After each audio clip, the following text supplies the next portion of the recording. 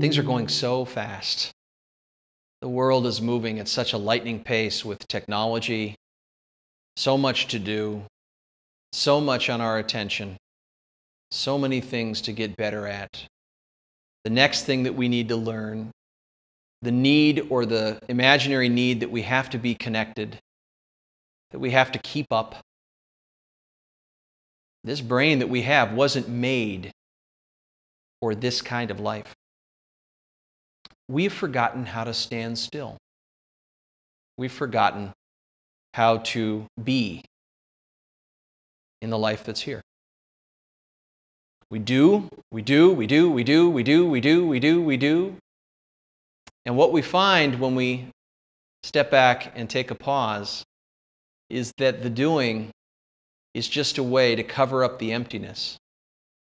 It's just a way to avoid the vulnerability of finding out that maybe the things that we are doing don't matter at all. And it's time to make a change. So, stop. Take a pause. Breathe.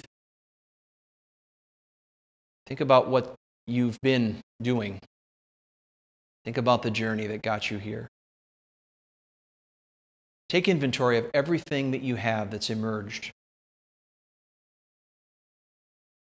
Imagine you're going up in a helicopter of your life and you're looking at your life and you're beginning to see from that view, from that penthouse view, that altitude, where things are really wanting to go.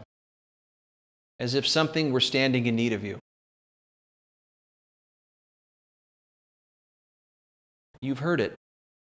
You've heard that voice that's deep in there. It talks to you when you're active. It talks to you when you're not. I don't know how it works, but it's like a light switch. I just turn it on. Sometimes you operate from that voice, and it feels good. It feels like you're doing the right thing. It feels like you're connecting with a part of you that's really you. And other times, you're operating out of your memories, out of the injuries and the scars and the pain.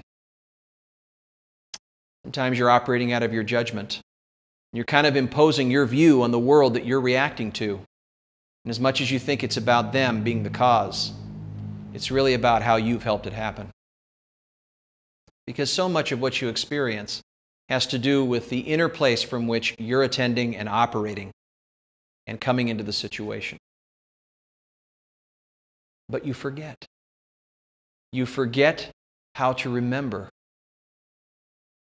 what really matters, what matters to you, what's in your heart. So, I want to start a creative revolution. I want to start a creative revolution of listeners, of individuals that listen from the future to organize their lives, that have the willingness, not the will, to be open and receptive, and to open their hearts and not defend it, and to not blame, but instead be vulnerable, to connect, to share leadership, to listen to what's emerging and enter from there. I've never known a greater creativity than being able to get a sense of what these forces want us to do. Now, I know that in your future you have a lot of seeds that could become pillars of change for you. But there are dysfunctional parts. There's parts in the system that you're in right now that you're stuck in.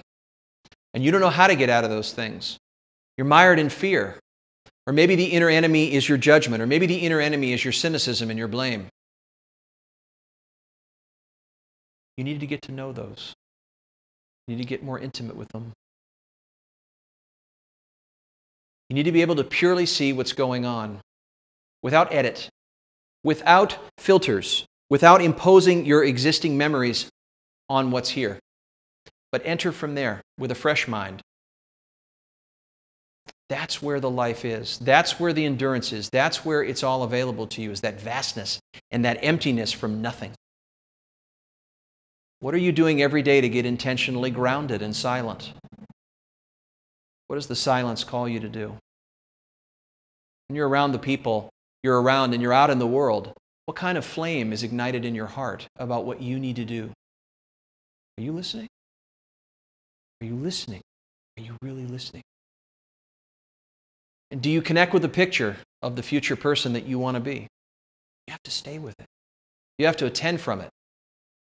Because no matter what's going on, the conditions will try to wipe it out, but you have to stay there. You have to stay and listen and work from there. Because you have something to give the world that no one else can. You owe the world what you love. You have to do it. The most selfish thing you could do would be to deny that. So, what's the first thing that you can do? First thing you can do is to slow down. Give yourself a space.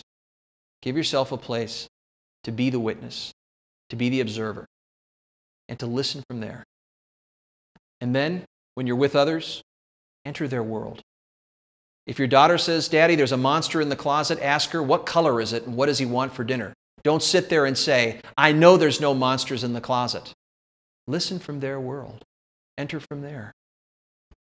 And then sense in the vacuousness, in the spaces of the unknown, in the things that you cannot know and are unknowable. Trust what is unfolding, because everything the future needs is given to you in this moment. The future is casting its shadow every second. That's how you connect with the future. It comes into the now. It presences itself. And if you're not here and you're there, you're not heading towards your highest future possibility, and you probably won't witness your true work. Now, I don't want you to end with an unfinished life. I want you to play all your music. You have to. It's in you. And I know you have so many gifts, and if I can see them, and if I can move them, and if I can help the world see them and harvest those gifts through your business, through your relationships, then I've done my job. And that's why I do this every day.